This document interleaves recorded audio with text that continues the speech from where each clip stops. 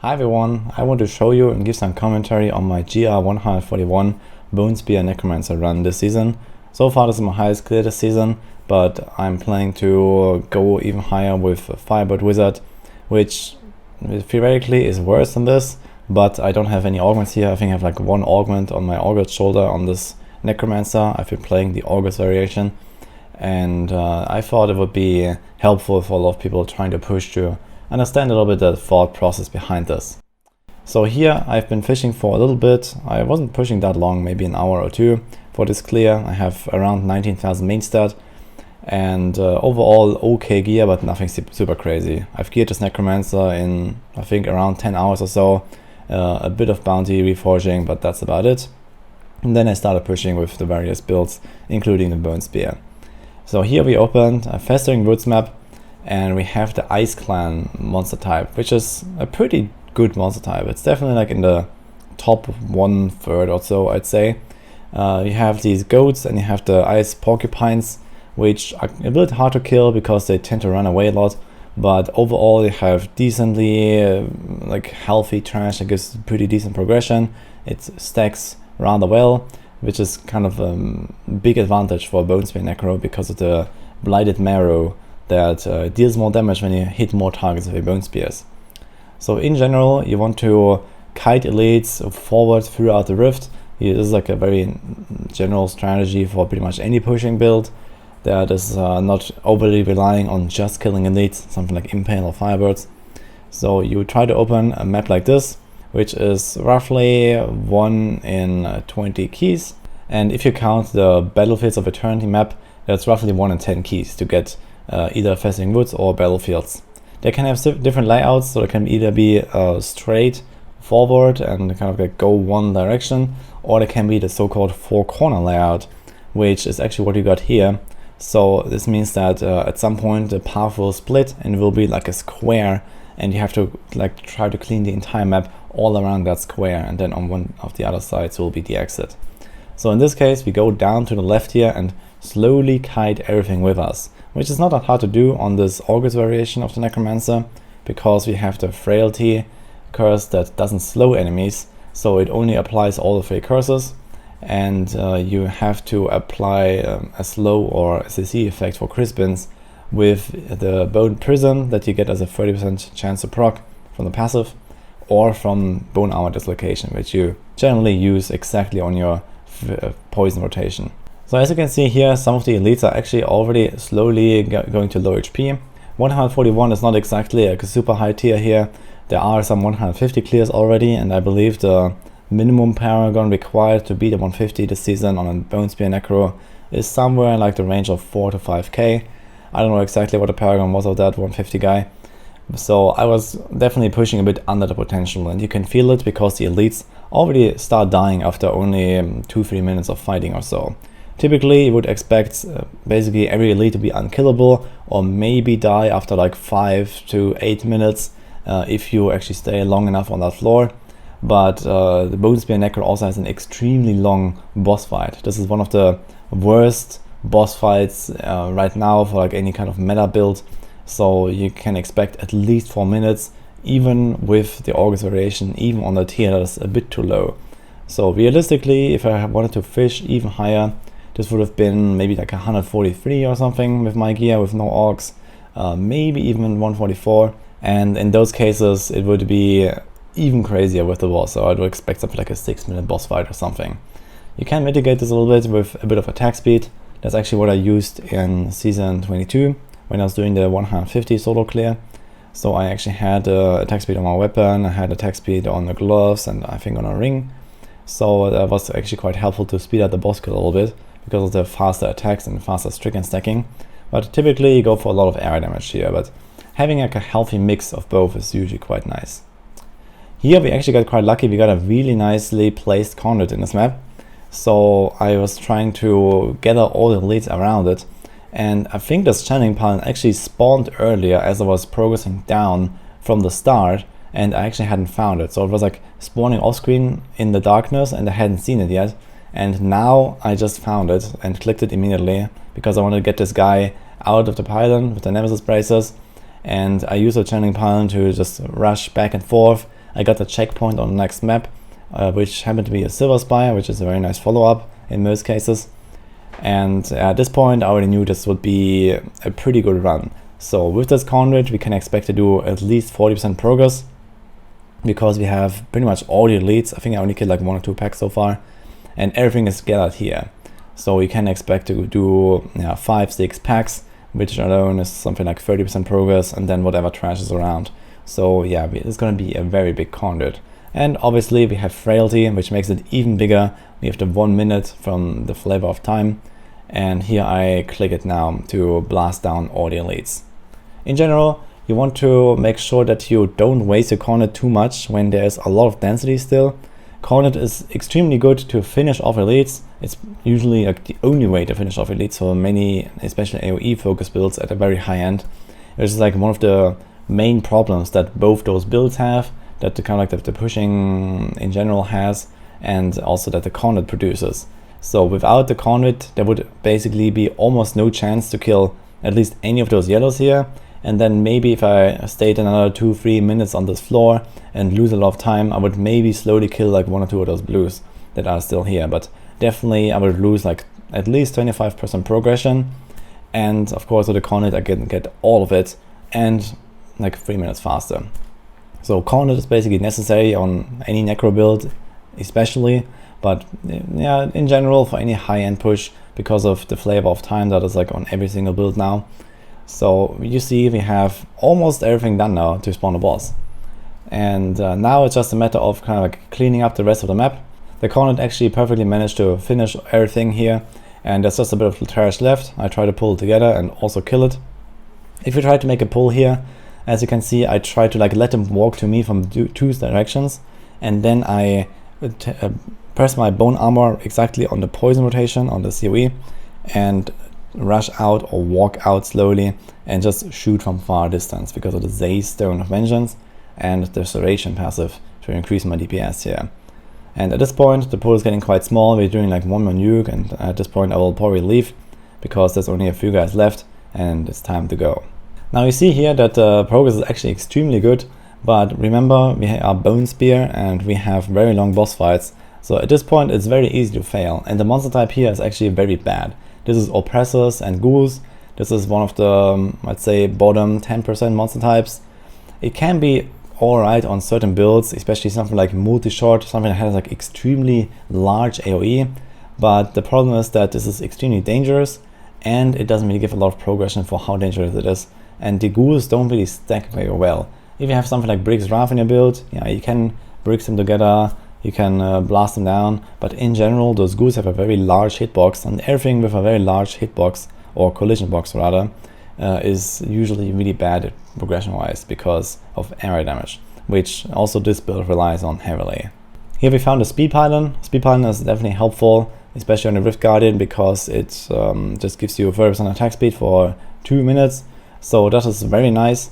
In case you didn't know, there is a trick with speed pylons where you can avoid this knock-up mechanic. So there are many builds that rely on CCing enemies, and for example Bone Spear is one of them.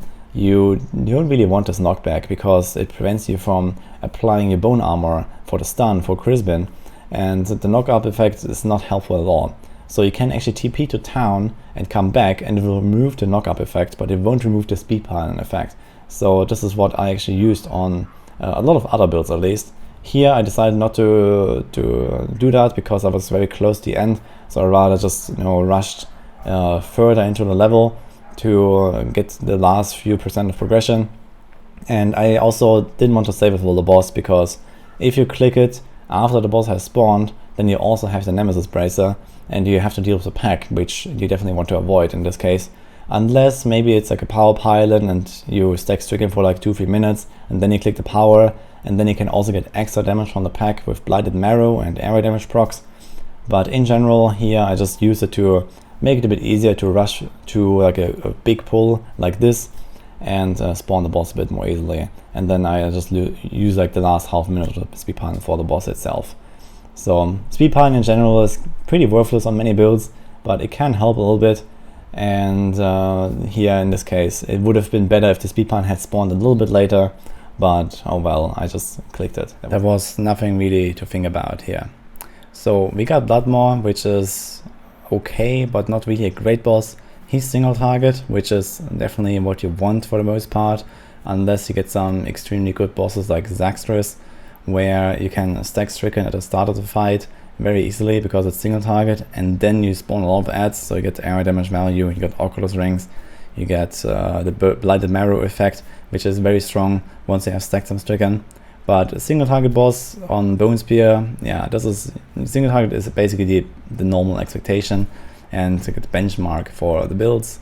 And then sometimes you have some bad bosses, and sometimes you have some bad bosses. So here we are kind of like in the probably bottom third of bosses, and I know that for a normal single target boss I need like around 415, 425 or so.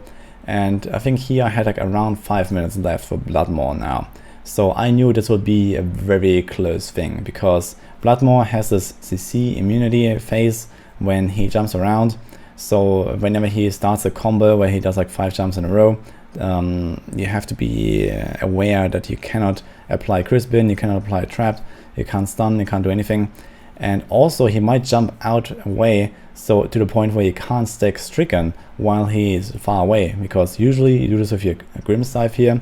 You see I'm trying to keep up my 15 stacks of the Grimscythe, which is very important, especially towards the start of the fight. So this is definitely what you prioritize for the first 1 or 2 or even 3 minutes of the fight, at least.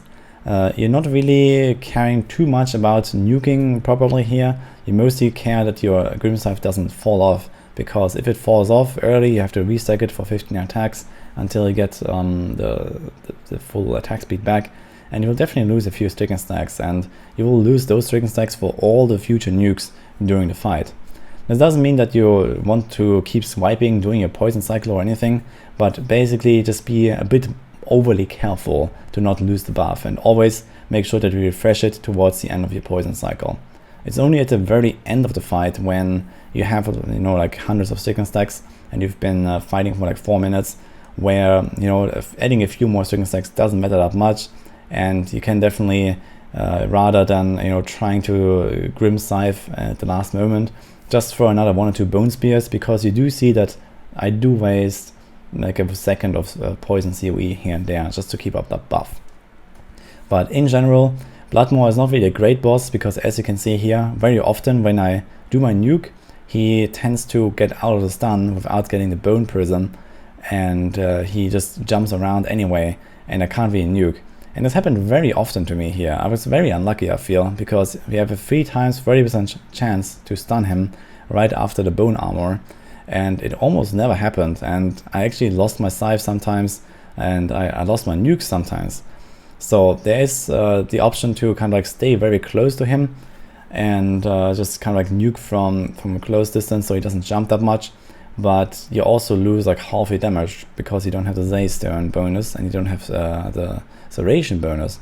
So in general, you want to kind of like gamble, I guess, to get the stun on your first attack right after the bone armor dislocation. And for example, here it happened, and it is kind of crucial towards the end of the fight to get a bit lucky at that regard. But I was more on the unlucky side here, that very often I actually shot like 2 full combos of 3 bone spears, and he didn't get a single proc from 6 times 30% chance. So I was very unlucky there in many cases. But in the end, as you can see, sometimes I get these nukes, and this is really the crucial part here.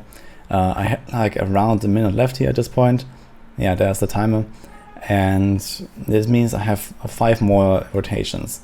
So at this point I knew that I would most likely do it, because you also have the Frailty Curse, killing the boss at 15% HP.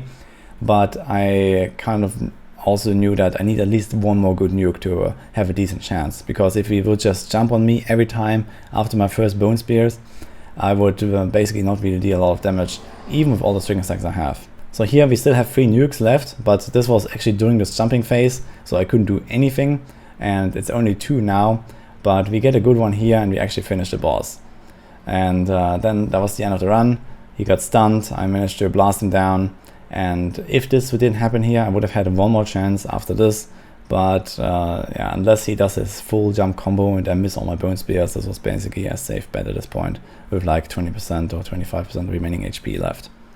Yeah, in general the boss fights are a really big problem, bone spear, so this is nothing new. Also in my 150 clear from season 22 I fought with Zalius for 5.5 minutes, so this is just how it goes.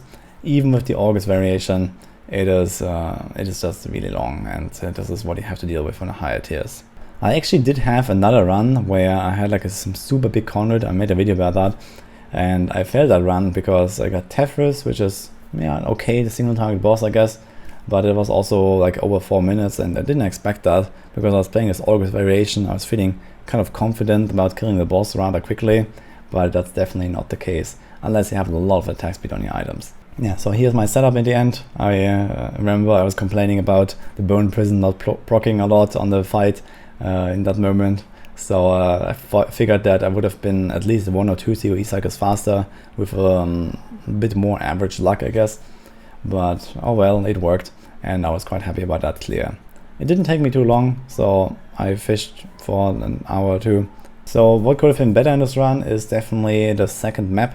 So even though we were really close to spawning, we had a really bad monster type with a good map, and it comes down to kind of like making the progression really quickly, and you rely on some good stuff. I got a speed pylon there, which without I would have probably failed the run, even with those 20 seconds left here, because it would have taken me much longer to actually get into those rooms here where I managed to spawn the boss.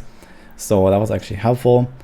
If that was like a power pylon, I probably would have saved it and then tried to use it after 2-3 minutes or so of the boss fight, because it would mean like a huge power spike, and it would also mean that I can get the blighted marrow effect and can get maybe even an Oculus ring from an illusion or something, or maybe from a minion that dies.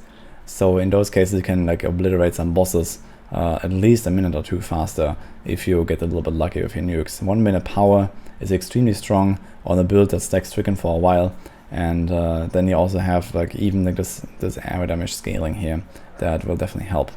Yeah, so I managed to get rank 21 of this, I believe, and again I think I had 1 augment which was on my Aughild shoulder, which didn't even have the right stats, so I think I just rolled like some area damage on it and that's it, but it could have had some other stats as well.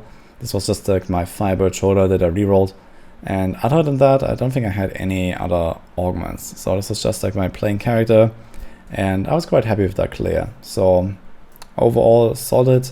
Potential again is probably like a tier or 2 higher without like extreme fishing, so you could get better mob types. For example, you could get a power pylon, you could get like a really nice sheer pylon, although it doesn't help too much. You could get the speed pylon maybe even, and then do the trick teleporting back to town and then going back in to remove the knockback effect, and you could use that to kind of like clean the entire Festering Woods really fast. But in general you really have to fish for like these really big maps, because you want the big conduit with like at least 3-4 packs or so. You have to Frailty Curse, you have the 1 minute conduit, you have really long boss fights. As a Bone Spear Necro you do rely on the big conduit after like tier 140. It definitely boosts you quite a lot by probably like 2 tiers or so at least, and obviously the other pylons can also have a really big impact in some cases, where I just like manage to pull everything really fast with the speed or the channeling, or just obliterate the boss with a power. So that's about it for this run. Let me know what you think about this type of content, this concept, kind of like me explaining things for the run. Obviously there's like a lot more things to talk about, and yeah, I'm planning to do maybe similar things for other clears as well, especially for like these meta builds. Let me know what you would like to hear, like my decision making, or how I geared my character, or what exactly I fight, or why I skip certain things. So obviously I could talk just about this run for an hour or 2, I guess, if I have to go over it again and again. So let me know. Hope you enjoyed this video, and I'll see you guys next time.